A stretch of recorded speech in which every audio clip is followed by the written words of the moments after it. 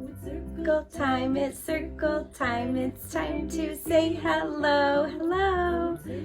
It's circle time. It's time to say hello. Hi, friends.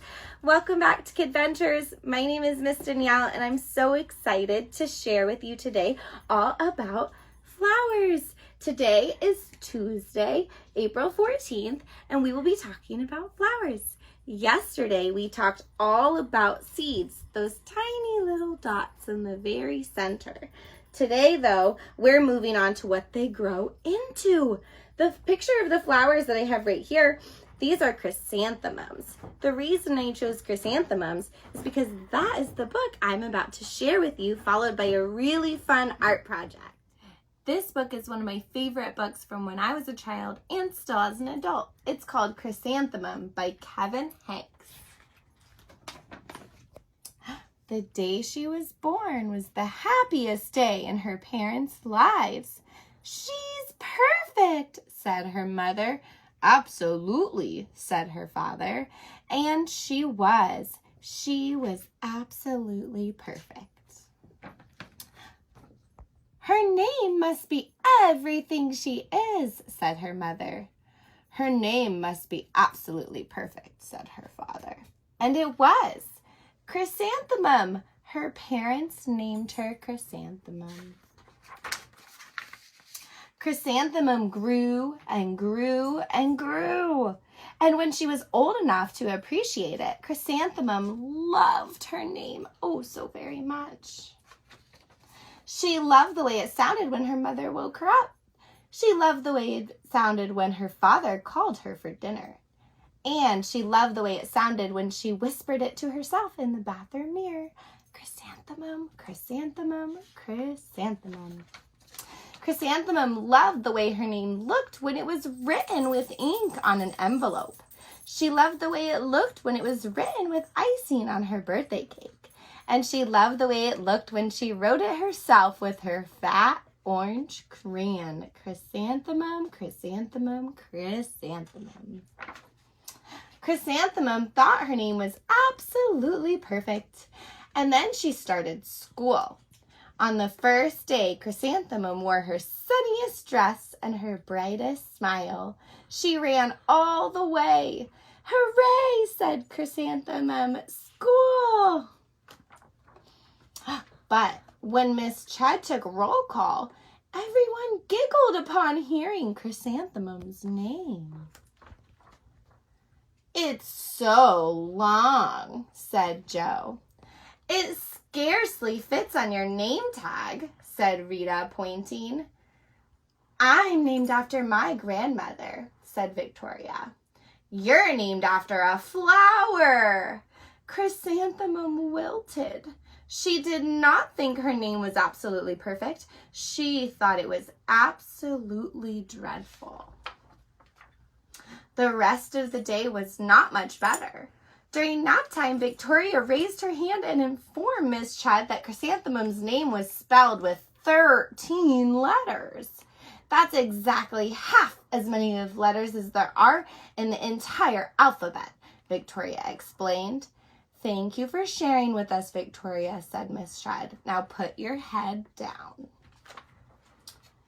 "If I had a name like yours, I'd change it," Victoria said as the students lined up to go home. "I wish I could," thought Chrysanthemum miserably. "Welcome home," said her mother. "Welcome home," said her father.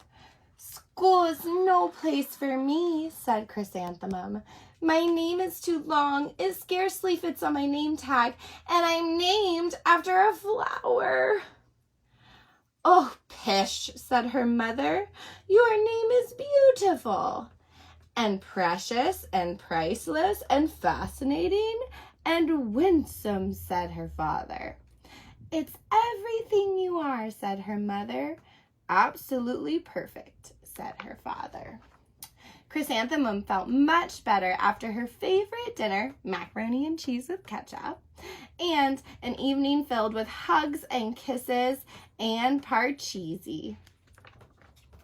That night, Chrysanthemum dreamed her name was Jane. It was an extremely pleasant dream. The next morning, Chrysanthemum wore her most comfortable jumper. She walked to school as slowly as she could. She dragged her feet in the dirt. Chrysanthemum, chrysanthemum, chrysanthemum, she wrote. She even looks like a flower, said Victoria as Chrysanthemum entered the playground. Let's pick her, said Rita, pointing. Let's smell her, said Joe. Chrysanthemum wilted.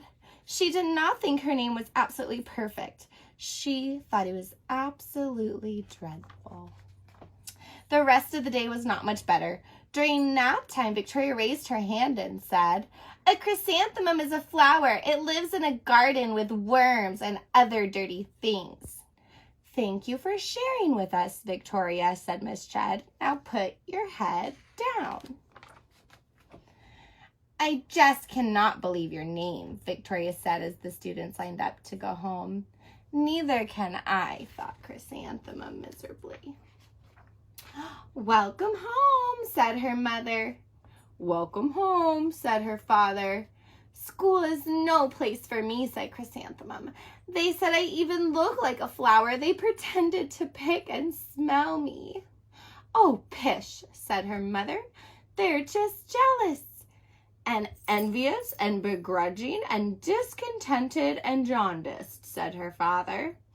"Who wouldn't be jealous of a name like yours?" said her mother. "After all, it's absolutely perfect," said her father. Chrysanthemum felt a trifle better after her favorite dessert, chocolate cake with buttercream frosting, and another evening filled with hugs and kisses and parcheesi. That night, Chrysanthemum dreamed that she really was a chrysanthemum. She sprouted leaves and petals. Victoria picked her and plucked the leaves and petals one by one until there was nothing left but a scrawny stem. It was the worst nightmare of Chrysanthemum's life. Chrysanthemum wore her outfit with 7 pockets the next morning. She loaded the pockets with her most prized possessions and her good luck charms. Chrysanthemum took the longest route possible to school. She stopped and stared at each and every flower. "Chrysanthemum, chrysanthemum, chrysanthemum," the flowers seemed to say. That morning, the students were introduced to Miss Twinkle, the new music teacher. Her voice was like something out of a dream, as was everything about her. The students were speechless. They thought Miss Twinkle was an indescribable wonder. They went out of their way just to make a nice impression. Miss Twinkle led the students in scales. Then she assigned roles for the class musical. Victoria was chosen as the dancing fairy queen. Rita was chosen as the spiffy butterfly princess.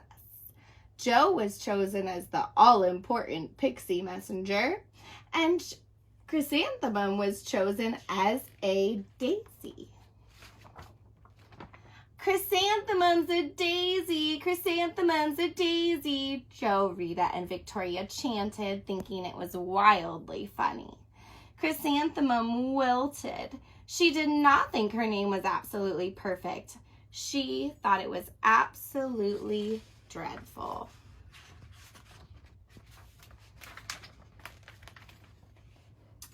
"What's so humorous?" asked Miss Twinkle. "Chrysanthemum," was the answer.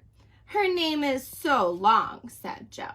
"It scarcely fits on her name tag," said Rita, pointing. "I'm named after my grandmother," said Victoria. "She's named after a flower." "My name is long," said Miss Twinkle. "It is?" said Joe. "My name would scarcely fit on a name tag," said Miss Twinkle. "It would?" said Rita, pointing. "And," Miss Twinkle said, "I'm named after a flower, too." "You are?" said Victoria. "Yes," said Miss Twinkle. "My name is Delphinium. Delphinium Twinkle, And if my baby is a girl, I'm considering Chrysanthemum as a name. I think it's absolutely perfect. Chrysanthemum could scarcely believe her ears. She blushed, she beamed, and she bloomed. Chrysanthemum, chrysanthemum, chrysanthemum.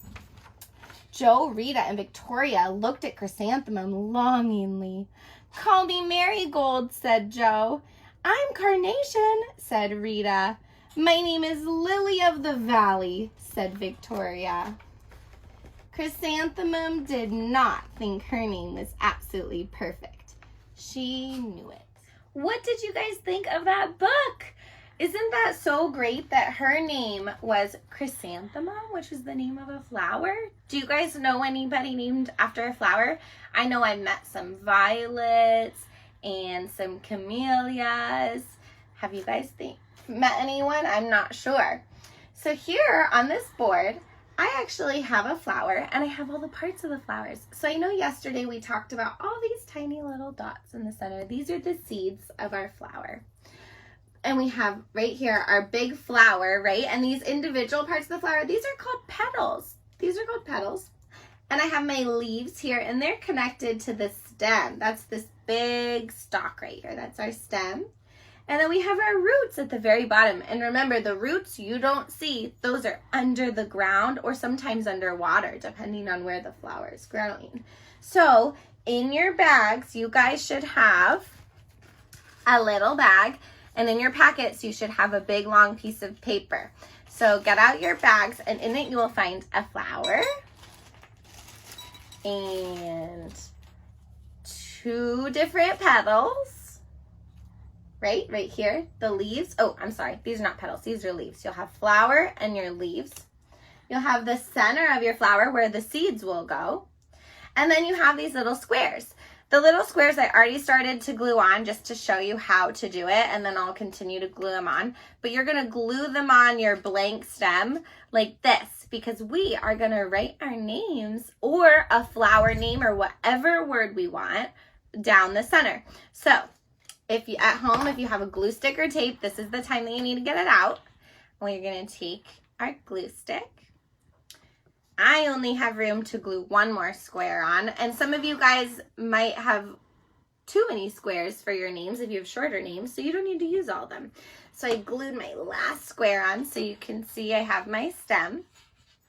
Now I'm gonna glue my flower with all my petals to my stem. So I'm just gonna put a little bit of glue right here on this little end part. And then I'm gonna take it and glue it just like that. So you can see that my stem is connected to my flower. Then I'm gonna take a leaf and I'm gonna do the same thing. I'm only gonna glue just the corner top. And I'm gonna stick that right on my flower, just like that. See? And then we can do the same thing with this small one. We have a smaller leaf. We can put our little leaf on our stem. And you can put them wherever you like. And if maybe some flowers don't have leaves on it, maybe you don't want to put a leaf, that's fine too. I'm gonna put my center on, the center of my flower, so that I can put my seeds. Or if you want, what I'm going to do is I'm going to use my markers. I like the color purple. And I'm going to make my seeds in the shape of a happy face. Because then I think my flower looks a little smilier, right? So now we're going to write our names. Some of us are still practicing our names. A lot of us are. That's okay. So we're going to have mommy or daddy help us. Or maybe we can just use practicing our grip with our pen or pencil or marker. And we could just practice. So I'm going to write my name, D-A-N-I-E-L-L-E.